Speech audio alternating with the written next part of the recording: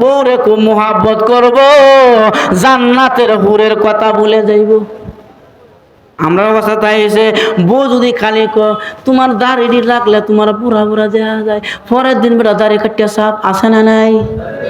দুনিয়ার বউয়ের কথা খুব মানে, কিন্তু বউর কথা মানে দাড়ি কাটতেছে, হ্যাঁ দ্বিধাবোধ করে না। হ্যাঁ, বউর কথা মানে দাড়ির মধ্যে কিসি লাগাইয়া দেয়। নবী কয় উম্মত রে দাড়ির কিসি লাগাইলা না, আমি নবীর গলায় কিসি লাগাইয়া দিলা। তাহলে বউ না শোনার টুকরা, বউর কথা মানে দাড়ি কাটে, বউর কথা মানে বাপ মারও তো আলাদা করে দেয়। যেরকম ঠিক কিনা? এই জন্য আমি প্রায় জায়গায় বলি, সব জায়গায় বউর কথা মাইনেন না, সব জায়গায় বউর কথা মানলে লস হয়, লাভ হয় না। কি হয়? লস হয়। এক বাদশার দরবারে আমরা কারণ কোথায় গাঁয়ে আছি, কইতে কইতে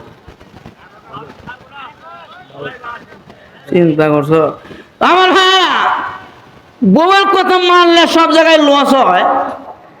এক জেলে একটা বড় মাছ পাইছে নদীতে, মাছ পাওয়ার পর ভাবতেছে বাদশার দরবার নিয়ে গেলে মাছটা দাম দিব বেশি, কারণ বাদশাহ মানুষ, ওনার টাকা পয়সার অভাব নাই, অজস্র টাকা। আর বড় লোকরা একটু ভালো নদীর মাছ পাইলে এটা মজা করে খাইবার লাগিয়ে দুইটা বেশিতে নিয়ে, এরকম নেয় না? এখন জেলে মাছটা নিয়ে গেছে বাদশার দরবারে, কিন্তু ঘটনাক্রমে বাদশার যে ওয়াইফ বিবি, এই মহিলা খুব হার কিপটা, ফকিরা বিক্রান্ত দেয় না, বউ কিপটা। এই ভদ্র মহিলা বাড়িতে নাই, জেলে ফাঁকে মাছটা বাদশার কাছে নিয়ে গেছে। বাদশা দেখে খুব খুশি হয়েছে, আর বলছে তুমি যেহেতু আমার দরবারে নিয়ে আসছো, আমার একটা আত্মমর্যাদা আছে, সম্মান আছে, যেহেতু আমার কাছে নিয়ে আসছো, যাও তোমার 2000 টাকা দিয়ে দিলাম, তোমার মাছটা থয়ে যাও। জেলে টাকাটা ভাইয়া খুব খুশি, খুব খুশি, বাড়িতে চলে গেল। কিছুক্ষণ পর বাদশার ওয়াইফ আইসে বাসায়, আয়সা দেখে বিশাল বড় একটা মাছ পড়ে আছে। বাদশার ওয়াইফে মাছটা কে আনছে? বাদশাহ কয় মাছটা জেলে দিয়া গেছে, ভালো করিয়া বোনা করো, কাঁচামরি ধনিয়া পাতা দেয়া, দুপুরবেলা দুজন মিলে খামু ইনশাল্লাহ। বাদশার ওয়াইফে জেলে কি এমনি দিস না কিনে রাখছো? না 2000 টাকা দিয়ে দিছি। আরে কি কো, এই মাছটা 500 টাকা কেউ নিত বাজার থেকে? ওই যে কিপটা খাইলে শেষ হয়ে যাবো গা, আর কিপটা। বাদশাকে যাই হোক 500 আর 700 যাই আছে, বেচারা আমার দরবারে নিয়ে আসছে, আমার একটা আত্মমর্যাদা আছে, অতএব তারা 2000 টাকা দিয়ে দিছি। বউ কই টাকা হইতো না, তাড়াতাড়ি যাও মাছটা দিয়া টাকাটা ফেরত নিয়ে আসো। বার এই কথা বলার হলো বাদশাকে, দেখ রে, মাছ দিয়া টাকা ফেরত নিয়ে আসবো, এটা কেমনে সম্ভব? এমন বউ কয় একটা কৌশল শিখাই দিয়ে দিগায়। বলে কি কৌশল? মাছটা তুমি জেলের কাছে গিয়া বলবা, জেলে তোর মাছ বেড়া না বেড়ি, যদি জেলে কয়টা বেড়ি মাছ, তাহলে তুমি কবে একটা বেড়া মাছের দরকার, আর যদি কয় বেড়া মাছ, তাহলে কবে একটা বেড়ি মাছের দরকার। বাপরে, মহিলার ব্রেন কত শক্ত। বাদশা কো না, তোর যুক্তি খারাপ না, ভালোই আছে। মাছটা নিয়ে গেছে, জেলে দিকে আয়। জি জনাব, আমাকে যে মাছটা দিয়েছ, আমার মাছ বেড়া না বেড়ি? জেলে কত মাছ বিক্রি করলাম, এই জাতের প্রশ্ন তো আমরা কি বসে না। আর জেলেরা কি মাছ উঠায় দেয় কোনটা বেড়া কোনটা বেড়ি? সময় আছে, হ্যাঁ। তবে নদীর যারা থাকে তারাও কিন্তু চালাক কম না, হেরাও সাংঘাতিক চালাক। এখন জেলে কয় মহামান্য বাদশাহ, আমার মাছ বেড়াও না বেড়িও না। বাদশাহ কয় আরে এটা কি কইলে তুই, কি কইলে কি তুই? এখন বাদশাহ জেলের জবাবটা শুনিয়া ওর জবাবের প্রতি মুগ্ধ হইয়া পকেট থেকে আরো 2000 টাকা বের করে তারা বোনা দিচ্ছে, লয়ে যা। কি সুন্দর উত্তরটা দিছে। এখন মাছ লইয়া আবার গেছে বাসায়, কি ব্যাপার মাছ দিলা না? মাছ দিতাম, তুই যে প্রশ্ন করছ হ্যাঁ একটা উত্তর দিছে শুনিয়া আমি আরো 2000 টাকা তারা বোনা দিছি, বেড়ি তো তেলে উঠছে। এখন বাদশার দেওয়া কাঁচা রুপি টাকা নিয়ে জেলে যাইতেছে। তো ওই দেশের আইনে লেখা আছে বাদশার দেওয়া টাকা যদি পকেট থেকে পড়ে যায়, সে বুক করতে পারে না, গরিব এতিম মিসকিন এর হক হয়ে যায়। তো এই জেলে কাঁচা রুপি নিয়ে যাচ্ছে বাসায়, হঠাৎ একটা রুপি পড়ে গেছে গা। পড়ে যাওয়ার পরে এইটা উঠায় আবার পকেটে ধুইছি। এই বিষয়টা আমার দেখে ফেলছে বাদশার ওয়াইফে, দেখে কয় দেখছো এখন আর কোনো সারাসারি নাই, আমার দেশের আইন লঙ্ঘন করছে, এখন তার মাছ তার কাছে দিয়ে আসো, আমার টাকা আমার কাছে ফেরত নিয়ে আসো। এখন বাদশা ডাক দেখো এইদিকে আয়, তোরা 500 টাকার মাছ দিলাম 2000 টাকা, আরও দিলাম 2000 টাকা বোনাস, একটা রুপি পরে আসেন থাকতো, তুই জানোস না আমার দেওয়ার টাকা পড়ে গেলে তুই আর খাইতে পারবি না, গরিব মিসকিন হক হয়, কেন লাগে উঠে ফোয়াটা তুইলে, তুই আমার দেশের আইন লঙ্ঘন করছস, অতএব তোর মাছ তুই নিয়ে আনে, আমার টাকা আমার দিয়া দে। এমন জেলে কই মহামান্য বাদশাহ 500 টাকার মাছ দিলেন 2000 টাকা, আরও দিলেন 2000 টাকা বোনাস, আপনার লোকে বেয়া দেবে নিমু খারামি আমি কেমনে করি? নিমু খারামির কি হয়েছে? কই যে দেখেন রুপিটার মধ্যে আপনার ছবি আছে, যেমন আমাদের টাকার মধ্যে শেখ মুজিবের ছবি আছে না, আছে না? কই দেখেন এই রুপির মধ্যে আপনার ছবি আছে, তো ছবি আছে কি হয়েছে? কই ছবিওয়ালা রুপিটা আমি যদি জমিনে ফেলে চলে যাই, কোন বেড়া না দেখি আয়া এই রুপির মধ্যে ভাড়া মারবো আর আপনার ছবির মধ্যে ভাড়াটা পড়বো, আমি জিন্দা থাকতে আপনাকে মানুষের পদধূলিত করতে দিব না, আপনার সম্মানার্থে আমি রুপিটা উড়াইছি যাতে আপনার ছবির মধ্যে ভাড়া না পড়ে। বাদশা গো বাপ রে, আমার এত ভালোবাসস বলে কলেজে দিয়া ভালোবাসি। বাদশা কো নেতে আরো 2000 দিলাম, লয়ে যা। এখন 4000 টাকা জরিমানা দেয়া কই, এই সাবধান, বউর কথা কেউ মানিস না, বউর কথা মানিয়া আজকে আমার 2000 জায়গা 4000 টাকা জরিমানা লাগবে। অতএব সব জায়গায় বউর কথা মানা যাবে না, যে বউ দাঁড়িয়ে রাখলে বালা দেখা যায় না, এটা বউ না, এটা কাচ্চন্নি শয়তান। এখন ঠিক কেন নবীর সুন্নত বালা লাগে না, এখন তো কইলে কমে যে ছোটো বেটা বড় কথা কই, যারা দাড়ি কাটেন আর যাদের বউ দাড়ি কাটা পছন্দ করে, করাত যেমন 5 যেমন করাত পছন্দ করে, আমার বউ এটা ওয়াইফ না, এটা 5 হয়ে গেছে, 5 যেমন করাতে পছন্দ করে, করাতে 5 কত সুবিধা, তোর এখন ঠিক না? আমরা ওয়াইফ না, এটা 5 হয়ে গেছে, 5 কেমন হয়েছে? বলে 5 কাটতে করাত দেওয়া সুবিধা, আপনার ওয়াইফও 5 হয়েছে, কারণ দাড়ি থাকলে একটু তুলা লাগবো, বসা মশা লাগতো না, আর দাড়ি কাটলে এক একটা পশম যখন কাটার মতন জ্বালাইবো, 5 যেমন করাতের গসা ঘাসা খাইতে ভালো লাগে, আপনার এটাও 5 না, ওয়াইফ না, এটা 5 হয়ে গেছে, এই গসা ঘাসা খাইতে ভালো লাগে। এই জন্য আমার ভাই, দুনিয়ার বউয়ের কথা মানিয়া আল্লাহর বিধানের বাইরে কাজ করা যাবে না, নবীর তরিকার বাইরে কাজ করা যাবে না। আল্লাহ রাব্বুল আলামিন বলেন, পৃথিবীর মানুষেরা রে, মানুষ 2 কারণে জাহান্নামে যাবে। 1 নম্বরে সীমা লঙ্ঘন করা, 2 নম্বরে ওয়া আসারুল হায়াতাদ দুনিয়া, দুনিয়ার আখিরাতের উপরে প্রাধান্য দেওয়া, আখিরাত ভুলে গিয়া দুনিয়া নিয়ে পড়ে যাওয়া, আল্লাহর ডাকে মুর্শিদও না গিয়ে ব্যবসায় মন দেওয়া, ব্যবসা করা আগে নামাজ পড়ে পড়ে। আজকে আমাদের সমাজের অবস্থা এমন হয়ে গেল, আল্লাহর ডাকে সাড়া দেয় না, আগে দুনিয়া নিয়ে পড়ে যায়, মুয়াজ্জিনের ডাকে সাড়া দেয় না। যদি জিজ্ঞাসা করে যুবক মসজিদে আসো না কেন, যুবক কয় হুজুর এখন আমার বয়স হয়েছে না, কয়েকদিন পর মসজিদে যাব। যদি বলে যুবক মসজিদে আয়, নামাজে আয়, আল্লাহর ডাকে সাড়া দেয়, যুবক কয় হুজুর আমার শরীর ভালো না। যদি বলে যুবক মসজিদে আসো, যুবক কয় হুজুর আমার কাপড় ভালো না। আমি বললাম কাপড় ভালো না হওয়ার পিছনে কারণ কি? যুবক কয় হুজুর রাস্তায় দাঁড়ায় পেশাব করেছি, জাকি দেওয়ার সময় কিছু মাটিতে বসে, কিছু কাপড়ে উঠছে, আছে না নাই? যদি বলে যুবক মসজিদে আসো, আল্লাহর ঘর মসজিদে যাও, নামাজে আসো, যুবক বলে হুজুর কেবলমাত্র বিয়া করেছে, এখন হাতের মেহেদিটাও যায় নাই, কয়েকদিন পর মসজিদে আসবো। এই প্রকার যুবক আমাদের সমাজে আছে না নাই? যুবক আছে না নাই? নবীর সাহাবীরা বিয়া করে নামাজ ছেড়ে দিয়েছে, এমন কোনো ইতিহাস আসেনি আল্লাহ নবীর দরবারে। উড়ুন কে গো, যুবককে উড়ুন যেত না, একটা যুবক উড়া নিষেধ। 1 ঘন্টা ওয়াজ করছি, 1 ঘন্টা যদি যুবক পেশাব আটকে না রাখতে পারো, দেখায় দিমু, বিয়া করলে বউ থাকতো না। কারণ 1 ঘন্টা যে বেটা মুখ আটকে রাখতে পারে না, এবার বউ রাখবো কেমনে?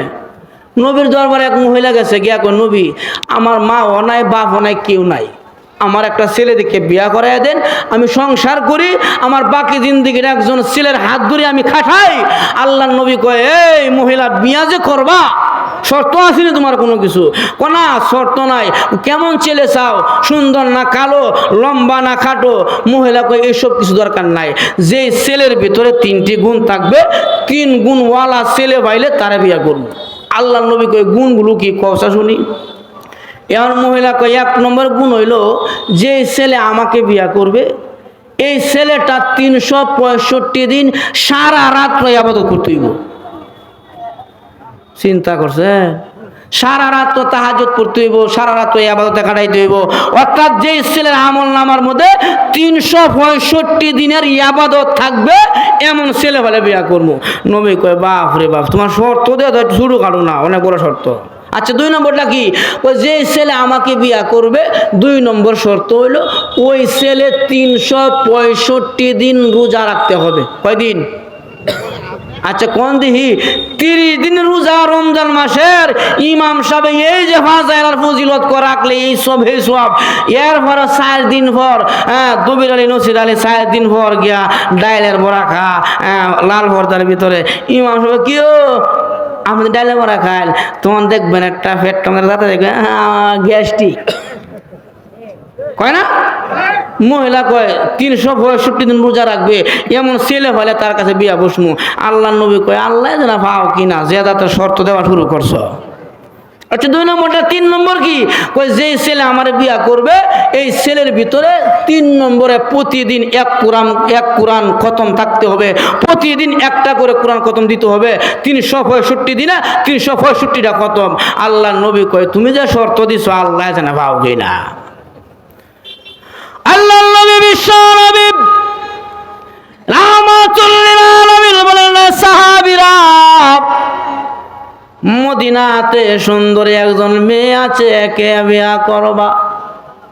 নবী সুন্দরের কথা বলার পরে সব সাহাবী হাত উঠাইছে, নবী গো আমরা বিয়া করব।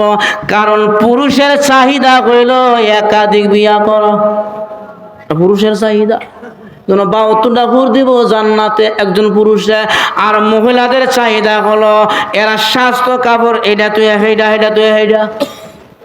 আর যুবক ভাইদের অভ্যাস হলো বয়স যদি হয় 25, কয়ে কেবল আমার 17.5, সমাজের মধ্যে ইয়াং থাকতে চায়।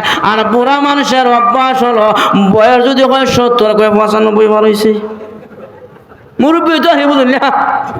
আল্লাহ নবীর কয়রে সাহাবীরা হাত যে উঠাইলা বিয়া যে করবা,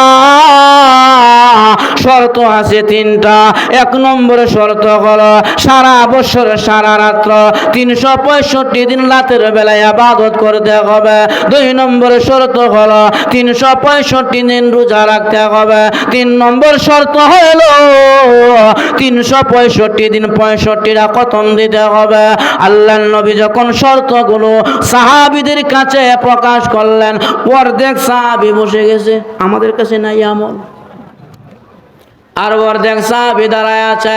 আল্লাহর নবী কয় তোমরা যে দাঁড়ায় রইলা, তারা বলে হুজুর আমরা আগামী কালকে বুঝিয়া বলবো না আমলগুলো আছে কিনা। তারাও বসে গেল। কিন্তু ওই মজলিসের মধ্যে একজন যুবক সাহাবী দাঁড়ায় আছে। আল্লাহর নবী কয় সাহাবী রে, তুমি যে দাঁড়ায় রইলা তোমার ভিতরে কি গুণগুলো আছে? সাহাবী বলে জি ইয়া রাসূলুল্লাহ, ইয়া হাবিবাল্লাহ। আল্লাহর নবী গো আমার ভিতরে 3টি গুণ আছে। আল্লাহর নবী কয় সাহাবী ভালো করে বলো। সাহাবী কয় হ্যাঁ আমার ভিতরে 3টি গুণ আছে। এবার নবী কয় যাও ওই সুন্দরী মেয়েটার সাথে তোমাকে বিবাহ আবদ্ধ করায় দেয়। এবার ছেলে মেয়েকে বিবাহ আবদ্ধ করায় দিলেন। ওই সাহাবী নতুন বধূ নিয়ে বাড়ির দিকে রওনা হয়েছে। বাড়িতে যাইতে যাইতে এশারের সময় হয়ে গেছে। কারণ আজ থেকে 30 বছর আগে আমাদের চাচা জেঠারা যারা বিয়া করেছে তারা বলতে পারবে রাতের বেলা বিয়ার বাড়িতে বিয়ার মজা জমতো, পালকি দিয়া বউ নিয়ে যাইত, রাতের বেলা বিয়ার বাড়িতে বিয়ার মজা জমতো। এখন ছেলে পেলেরা এশারের সময় দেয় না, এমন প্রেশার দেয় আসর আগে বউ নিয়ে বাড়িতে। আবার কিছু আছে এটা আসরের টাইমটাও দেয় না, এটা 3 মাস আগের থেকে মোবাইলে কয় ও শোনা গো আমার তো না ছেলেবেলা ঘুমা যাবে না, ঘুমা যাবে না। আল্লাহর নবীর সাহাবী নতুন বধূ নিয়ে বাড়িতে গেছে। বাড়িতে যাওয়ার পর সাহাবীর বিবি বলে, স্বামী আমার, এশারের নামাজের আজান শোনা যায়, আপনি তাড়াতাড়ি করে এশারের নামাজটা পড়ে আসেন, আমি ঘরে নামাজ আদায় করে নেই।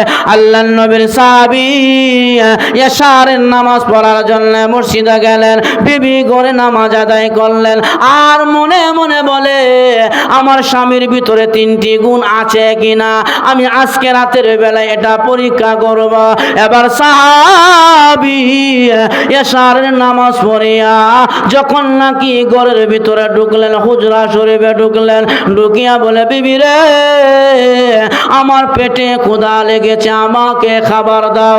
এবার সাহাবীর বিবি স্বামীর সামনে খাবার দিলেন। সাহাবী খানা দেন কে বলে, আরে বিবি, কম্বল নয় লেপটা দাও, ঘুমায় যাব। বউ কয়, হ্যাঁ কথা চিন্তা, সারা রাত্র ইবাদত, এমন দিয়ে ঘুমাইবার কথা গো। আচ্ছা, নতুন বিয়া করছে মনে হয়, শরীর রাখলাম তো, কয়েক মিনিট রেস্টের পরে ঘুমতে উঠে দেব গা, এই বলে কম্বল দিলেন। এবার সাহাবী কম্বল গায়ে দিয়া টান টান করে ঘুমায়া গেল। 10-15 মিনিট নয়, কয়েক ঘন্টা চলে যায়, সাহাবী ঘুমতে ওঠে না। বিবি কপালে হাত দেওয়ার কয়ে, হায় রে, এমন স্বামী আমার কপালে কেন লাগে মিলল। কথা ছিল সারা রাত্র ইবাদত, এখন দিশে সারা রাত্র ঘুমায়। আচ্ছা, আগামী কালকে যে রোজা রাখবে, মনে হয় সাহারির সময় ঘুম থেকে উঠবে। এখন সাহারির সময় হয়ে গেল, সাহাবী ঘুম থেকে ওঠে না। বিবি কয়, কি ব্যাপার, এখনো সে ঘুম থেকে ওঠে না? আচ্ছা, মনে হয় না কে রোজাটা রাখবে, কারণ সাহারি না খাইলেও তো রোজা হয়। এই বলে সাহাবীর বিবি ধৈর্য ধারণ করলেন। সাহারির সময় চলে গেল। এবার মুয়াজ্জিন বলেছে, আসসালাতু খায়রুম মিনান নাওম, ঘুম থেকে নামাজ বারণ। সাহাবী লাফ দিয়া ঘুম থেকে উঠিয়া বলে, বিবি রে, তুমি ফজরের নামাজ আদায় করে নাও, আমি আল্লাহর ঘর মসজিদে যাই। বিবি কয়ে, যাও, আমাকে আর পাইবা না, একটা আমলও তোমার মধ্যে আমি দেখতে পাইলাম না। এবার নবীর সাহাবী ফজরের নামাজ পড়ার জন্য মসজিদে গেলেন। নামাজ পড়িয়া যখন নাকি সকালবেলা হুজরা শরীফে ঢুকলেন, ঢুকিয়া কয়, বিবি রে, হালকা নাস্তা হবে কি, লম্বা রাত্র পেটে ক্ষুধা লাগছে। বিবি কয়ে, ভাবছিলাম না কে বুঝে রোজাটা রাখবো, এমন দিয়ে নাস্তা আসা। এবার সাহাবীর বিবি নাস্তা দিয়া ডাইরেক্ট আল্লাহর নবীর কাছে গেলেন।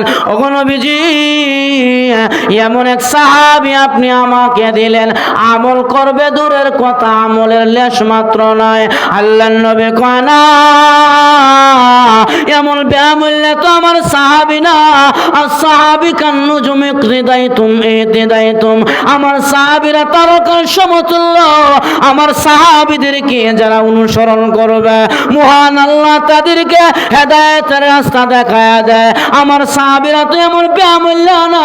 আল্লাহর নবীর সাহাবীর বিবি বলে, নবী গো, আপনার যদি বিশ্বাস না হয়, আপনার সাহাবীরা আপনি ডাকেন। আল্লাহর নবী সাহাবীরা ডাকলেন। সাহাবী নবীর দরবারে গিয়া বলে, লিমা তলবতানি ইয়া রাসূলুল্লাহ, ইয়া হাবিবাল্লাহ, ওগো নবীজি, আপনি আমাকে কেন ডাকলেন? আল্লাহর নবী বললেন, সাহাবী রে, তুমি কি সারা রাত ইবাদত করেছ? সাহাবী কয়, হ্যাঁ, আমি সারা রাত ইবাদত করেছি। নবী কয়, না, তোমার বিবি যে অভিযোগ দিয়েছে তুমি নাকি সারা রাত ঘুমায়েছ, তোমার বিবির কথা সত্য না মিথ্যা?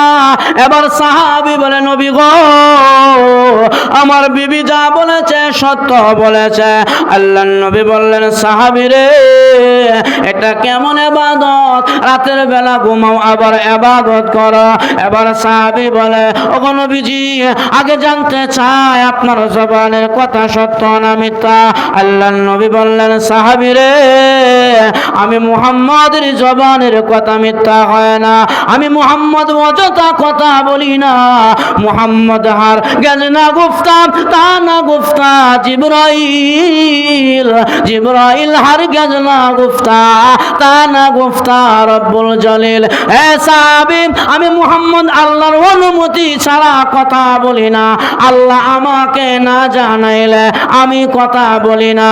এবার সাহাবী বলে, ওগো নবীজি, আপনার কথা যদি সত্য হয়, আপনি না ঘোষণা দিয়েছেন কোন বান্দা বান্দি যদি এশারের নামাজ পড়িয়া দান করাতে সুন্নত তরিকায় ঘুমায়া যায়, আবার ফজরের নামাজ আদায় করতে পারে, ওই সমস্ত বান্দা বান্দির আমল নামার ভিতরে মহান আল্লাহ সারা রাত্র ইবাদতের সওয়াব লিখে দেয়।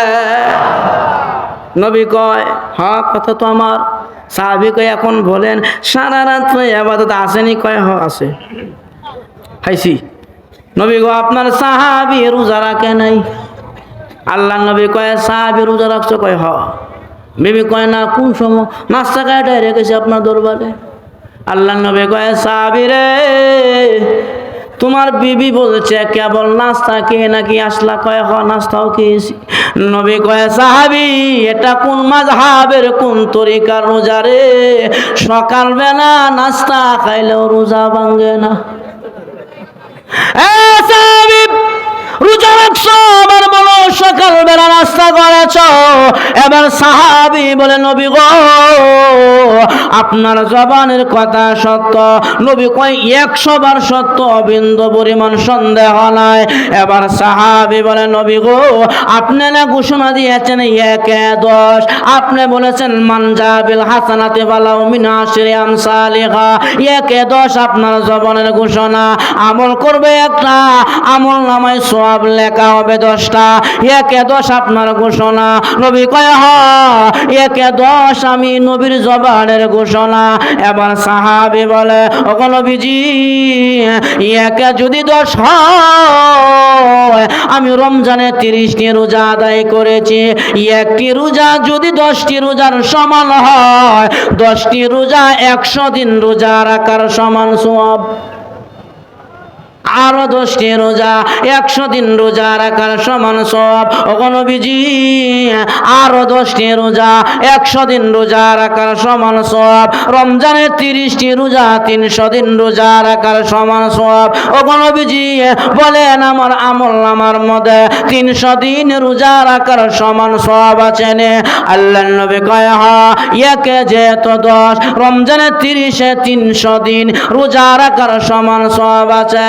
এবার সাহাবীর বিবি বলে, মানলাম 300 দিন রোজা রাখার সমান সওয়াব আছে। স্বামী গো, আমি শিক্ষিত মহিলা, অঙ্ক বুঝি, 300 দিনে তো বছর পূর্ণ হয় না, আরো 65 দিন বাকি আছে। আর 65 দিন গেল কই? এবার সাহাবী বলে, বিবি রে, রমজান মাস চলে যাওয়ার পরে শাওয়াল মাস ঢুকে যায়। শাওয়ালে আল্লাহ 6টি রোজা রাখার বিধান রেখেছেন। শাওয়ালে 6 রোজা আছে না নাই? আরো জোরে এখন। 1 যদি 10 হয়, 6-10 60, রমজানের 30-এ 300। আরে বিবি, আমার আমল নামার মধ্যে 360 দিন রোজা রাখার সমান সওয়াব আছে। বিবি কয়, মানলাম 360 দিন রোজা রাখার সমান সওয়াব আছে। ওগো স্বামী, 360-এ তো বছর পূর্ণ হয় না, আরো 5 দিন বাকি আছে, 65 দিনে বছর পূর্ণ হয়। এবার সাহাবী কয়, বিবি রে, মানি আল্লাহ। বিবি কয়, সারাসারি নাই, হিসাব আগে বোঝাও। এবার সাহাবী বলে, আরে বিবি, আমার নবী, বিশ্ব নবী রাহমাতুল লিল আলামিন বলেছে, মুসলমানের জন্য 5 দিনের রোজা রাখা আমার নবী নিষেধ করেছেন। আইয়ামে তাশরিকের 3 দিন আর হলো 2 ঈদের দিন, এই 5 দিন মুসলমান রোজা রাখতে পারে না, আমার নবী নিষেধ করেছেন। আর ঘোষণা দিয়েছেন, উম্মতের বান্দা বান্দিরা রে, রমজানে 30টি রোজা আদায় করবা, শাওয়ালের 6টি রোজা আদায় করবা, 2টা ঈদ সুন্নত তরিকায় কাটায়বা। আমি নবী ঘোষণা দিয়া গেলাম, ওই সমস্ত বান্দা বান্দির আমল নামার মধ্যে মহান আল্লাহ সারা বছর রোজা রাখার সমান সওয়াব লিখে দিবে। বিবি ভাই, সারা বছর রোজা ওরা কি কয়? হ। আমার স্বামী সারা বছর রোজাও রাখে। নবী গো, আপনার সাহাবী তেলাওয়াতুল কোরআন করে নাই, কোরআনের তেলাওয়াত করে নাই। নবী কয় সাহাবী তেলাওয়াত করছে, কয় হ। বিবি কয় না, কোন সময় কোরআন হাতে নিল, কোন সময় খতম উঠাইল? আপনার দরবারে আমার পিছনে পিছনে আসছে। এবার নবী কয় সাহাবী রে, তুমি নাকি ডাইরেক্ট আমার দরবারে আসছ? সাহাবী কয় নবী গো, হ্যাঁ ডাইরেক্ট আইছে, আমি না, আমি বাইরে উঠে মারছি, বাইরুট মারছি। আল্লাহর নবী কয় সাহাবী তুমি তেলাওয়াত করেছ? কয় হ। বলে কেমনে তেলাওয়াত করেছ? এবার সাহাবী বলে ওগো নবীজি, আপনি না বলেছেন কোন বান্দা বান্দি যদি আল্লাহর কোরআনের ছোট্ট একখান সূরা কুল হু আল্লাহর সূরাটা যদি কোন বান্দা বান্দি 3 বার তেলাওয়াত করে, আমল নামার মধ্যে এক কোরআন খতমের সওয়াব ঢুকে যায়। নবী গো, আমি আপনার দরবারে আসার সময় রাস্তায় আল্লাহর কোরআনের কুল হু আল্লাহর সূরা 3 বার তেলাওয়াত করেছি, বলেন আমার আমল নামার মধ্যে এক কোরআন খতমের সওয়াব আছে নে? আল্লাহর নবী কয় হ, তোমার আমল নামার মধ্যে এক কোরআন খতমের সওয়াব আছে। তাহলে আমার যুবক ভাইয়ারা, বৃদ্ধ বাবারা, আমল হলো 3টা। 1 নম্বরে হলো নামাজ, 2 নম্বরে হলো সামনে রোজা। আল্লাহুম্মা বারিক লানা ফি রজব ওয়া শাবান ওয়া বাল্লিগনা রমাদান। শাবরম রজব মাস চলছে, আল্লাহর নবী এই মাসে উম্মতদেরকে দোয়া শিখায়া গেছে, আল্লাহুম্মা বারিক লানা ফি রজব ওয়া শাবান ওয়া বাল্লিগনা রমাদান। আল্লাহর নবী বলেন এই দোয়াটা বেশি বেশি করে পড়বা। আল্লাহ রজবে শাবানে বরকত দাও, রমজান পর্যন্ত হায়াত লম্বা করে দাও। তাহলে 2 নম্বরে হলো রোজা, 3 নম্বরে হলো তেলাওয়াতুল কোরআন। এই মুসলমান ভাইরা, এই 3টা আমল করা যাবে না? যাবে না ইনশাআল্লাহ। এই জন্য আমার ভাইরাম, এই জন্য দুনিয়া আখিরাতের চিন্তা। নামাজ হলো আখিরাতের সম্বল, রোজা হলো আখিরাতের সম্বল, তেলাওয়াতুল কোরআন হলো আখিরাতের সম্বল। আমার আল্লাহ কয় ওয়া আসারুল হায়াতাদ দুনিয়া, দুনিয়ার প্রাধান্য দিও না আখিরাতের উপরে। যদি দুনিয়ার আখিরাতের উপরে প্রাধান্য দাও, এই 2 নম্বর কারণ জানা থাকে কার মধ্যে? 2টি কারণ পাওয়া যায়। 1 নম্বরে সীমা লঙ্ঘন করা, 2 নম্বরে দুনিয়াকে আখিরাতের উপরে প্রাধান্য দেওয়া। এই 2টা কারণ যদি কারো কাছে থাকে, কোন মুসলমানের মধ্যে থাকে, আল্লাহ কয় ফা ইন্নাল জাহিমা হিয়াল মাওয়া। এই 2 কারণ ওয়ালা বান্দা বান্দি জাহিম নামক জাহান্নামের ভিতরে ঢুকবে। তাহলে মানুষ 2 কারণে জাহান্নামে যাবে। 1 নম্বরে সীমা লঙ্ঘন করা, 2 নম্বরে দুনিয়ার আখিরাতের উপরে প্রাধান্য দেওয়া। এই 2টি কারণে মানুষ কোথায় যাবে? ফা ইন্নাল জাহিমা হিয়াল মাওয়া, জাহিম নামক জাহান্নামে ঢুকবে। এর পরের আয়াতে আমার আল্লাহ কয় ওয়া আম্মা মান খাফা মাকামা রাব্বিহি ওয়া নাহান নাফসা আনিল হাওয়া। 2টি গুণ মানুষের ভিতরে থাকে, 2 গুণওয়ালা মানুষ আল্লাহর জান্নাতে ঢুকবে। 1 নম্বর গুণ হলো ওয়া আম্মা মান খাফা মাকামা রাব্বিহি, আল্লাহর সামনে দাঁড়ানোকে যে ভয় করবে, আল্লাহর ভয় যার ভিতরে আসবে, এমন ভয়ওয়ালা মানুষ আল্লাহর জান্নাতে যাবে। আল্লাহর সামনে দাঁড়ানোকে ভয় করা, আল্লাহর সামনে দাঁড়াইতে হবে কি হবে না? আরো জোরে এখন, আরো জোরে এখন। আপনি যা কিছু করেন না কেন, ইয়াউমা ইয়াকুমুল হিসাব, হিসাবের কাজ যখন শুরু হবে, আল্লাহর সামনে দাঁড়ায় আপনার জবাবদাহি করতে হবে। এজন্য আল্লাহ কয় 2 নম্বর গুণ হলো ওয়া আম্মা মান খাফা মাকামা রাব্বিহি, আল্লাহর সামনে দাঁড়ানোকে যে ভয় করবে, এই ভয়টা যার ভিতরে ঢুকবে, এমন ভয় এবং আল্লাহর ভয় গুণওয়ালা মানুষ আল্লাহর জান্নাতে যাবে। 2 নম্বরে কয় আল্লাহ কয় ওয়া নাহান নাফসা আনিল হাওয়া, নফসে হাওয়ার বিরোধী যারা করবে, নফস চাই গান শুনতে, গান থেকে আপনি নফসকে বিরত রাখিয়া আপনি ওয়াজ শুনেন। নফস চাই নামাজ না পড়ে ঘুমায়া থাকতে, নফসের সঙ্গে যুদ্ধ লাগাইয়া ফজরের টাইমে ঠান্ডা পানি দিয়া ওযু বানায় আপনি মসজিদে আসেন। এই যে নফসের সঙ্গে জিহাদ করা, এটা হলো মুমিনের 2 নম্বর নম্বরে গুণ। এই দুইটা গুণ যার ভিতরে থাকবে, আমার আল্লাহ কয় ওই বান্দা বান্দি ফাইনাল জান্নাতা হিয়াল মাওয়া, আল্লাহর জান্নাতে মাওয়ার ভিতরে ঢুকে যাবে। তাহলে আমার ভাইরা, আজকে আমাদের সমাজে আমরা নফসের গোলাম হয়ে গেছে। নফস যা মনে চায় তাই করে, জোরে কোন ঠিক কিনা? নফসের গোলাম হয়ে গেছে মুসলমান ভাইরা। এজন্য নফসের গোলামি করা যাবে না, নফসের বিরোধী করতে হবে। নফসে হাওয়ার বিরোধী করলে কেমন লাভ? আল্লাহর নবী বিশ্ব নবী একটা হাদিস বর্ণনা করেছেন, আহাদ মাররা আহাদ মাররা। আল্লাহর নবী হাদিসটা বারবার উল্লেখ করেছেন। জালেম কিফিল নামে একজন জালেম ছিল।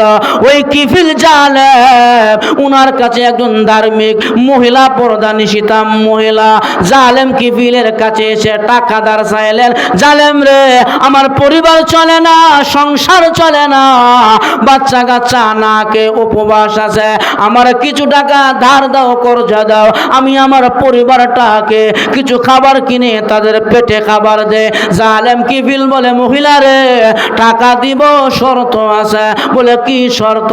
শর্ত হইল তোমার দেহটা আমার কাছে বিক্রি করতে হবে, ইজ্জত বিক্রি করতে হবে, তাহলে টাকা দিব।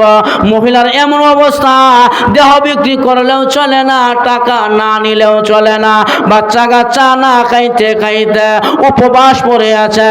এবার মহিলাটা ব্যর্থ হইয়া, অসহায় হইয়া ওই জালেম কিফিলের কাছে নিজের দেহটা বিক্রি করে দিলেন। ঠিক আছে, আমার দেহ বিক্রি করলাম, আমার টাকা দাও। এবার জালেম কিফিল মহিলাকে টাকা দিলেন। ওই কর্জ টাকা নিয়ে মহিলা বাসায় চলে গেল, খাবার কিনে সন্তানদের পেটে খাবার দিলেন। এবার নির্ধারিত টাইমে তারিখে জালেম কিফিল ওই মহিলাকে স্মরণ করলেন, মহিলা রে তোমার দেহটা আমার কাছে বিক্রি করা, আমার বাড়িতে আসো। এবার মহিলা জালেম কিফিলের ডাকে তার বাড়িতে চলে গেল। বাড়িতে যাওয়ার পর জালেম কিফিল ওই পর্দা নিশিতা বেদা সালেহা মহিলাটাকে একটি ঘরের ভিতরে ঢুকাইলেন। ঢুকাইয়া মহিলার শরীরের কাপড়গুলো টেনে টেনে খুলতে আরম্ভ করেছে, বস্ত্রহীন করে ফেলছে, তার দেহ বুক করবে জালেম। মহিলাটার কাপড় যখন খুলে ফেলে, মহিলাটা জালেম কিফিলের দিকে তাকায়া চোখের পানি ছেড়ে কান্না করে। জালেম কিফিল বলে, মহিলা রে এইভাবে চোখের পানি ছেড়ে কেন কাঁদো? কত মহিলার আমি ইজ্জত নষ্ট করেছি, কোন মহিলা তোমার মতন কাঁদে না, তুমি কেন কাঁদো? মহিলাটা ডাক দেয়া কয়, জালেম কিফিল, আমি মহিলার শরীরে আজও পর্যন্ত কেউ টাচ করে নাই, আমি আজ থেকে জিনাকারিনী হয়ে যাব। আল্লাহর আদালতে জিনাকারিনী হইয়া আমি আল্লাহর আদালতে দাঁড়াইব, এই ভয় আমার ভিতরে কাজ করছে। মহিলা বলে, আমি জিনাকারিনী হইব, আমি এই চেহারা আল্লাহকে কেমন করে দেখাবো? আমি পবিত্র ছিলাম, আজ থেকে আমি অপবিত্র হয়ে যাব। এবার জালেম কিফিল বলে, মহিলা রে তোমাকে যেহেতু কেউ অপবিত্র করে না, আমিও আর তোমাকে অপবিত্র করতে চাই না। এই বলে ওই মহিলাটাকে জালেম কিফিল মাফ করে দিলেন, যাও, তোমাকে আমি আর অপবিত্র করতে চাই না। আর যে টাকা তোমাকে কর্জ ধার দিয়েছিলাম, টাকা তোমার হাদিয়া হিসাবে দিয়ে দিলাম, প্রতিশোধ করতে হবে না, দিতে হবে না, যাও, আমি তোমাকে মাফ করে দিলাম। মহিলাটা কাপড় পরিধান করিয়া উনার বাসায় চলে গেল। ওই দিন রাতের বেলায় বিশ্ববিখ্যাত জালিম কিফিল রাতের বেলায় এসে তার ঘরে মারা গেল। সংবাদ যখন, মৃত্যুর সংবাদ যখন এলাকার মধ্যে প্রচার হয়ে গেল, এলাকার লোকেরা দৌড়ায় যায় আর বলে, ভালোই হয়েছে জালেম মারা গেছে, ভালোই হয়েছে, কুখ্যাত জালেম মারা গেছে, ভালোই হয়েছে, তার হাত থেকে এলাকার মহিলারা বাঁচতে পারে না, জালেম মারা গেছে, ভালোই হয়েছে। এই বলে বলে মানুষেরা আসতেছে। মহান আল্লাহ জালেম কিফিলের ঘরে চৌকাঠের মধ্যে আল্লাহর কুদরতি লেখা বেসে গেছে, কদ গফারাল্লাহু লিল কিফিল। সাবধান এলাকার লোক রে, জালেম কিফিলে গালি দিও না, জালেম কিফিলে তহমত দিও না। কদ গফারাল্লাহু লিল কিফিল, আল্লাহ জালেম কিফিলে মাফ করে দিয়েছে। কেন মাফ করলো? ওই যে মহিলাকে বস্ত্রহীন করে উলঙ্গ করে জিনার কাছাকাছি চলে গিয়েছিল, কিন্তু জিনা না করিয়া নফসকে বারণ করিয়া মহিলাকে অপবিত্র না বানাইয়া মহিলাটাকে তাড়াইয়া দিলেন। এই যে নফস হাওয়াকে গুনাহ থেকে বাঁচায়া রাখলেন। এই জন্য মহান আল্লাহ জালেম কিফিরের জিন্দেগির সমস্ত গুনাহগুলো মাফ করে দিয়েছে। তাহলে আল্লাহ কয় গুণ হলো দুইটা, জান্নাতে যাওয়ার জন্য কয়টা? আরো জোরে এখন 2 গুণে জান্নাতি। 1 নম্বরে আল্লাহর সামনে দাঁড়ায়া জবাবদাহি করতে হবে। ওয়া আম্মা মান খাফা মাকামা রাব্বি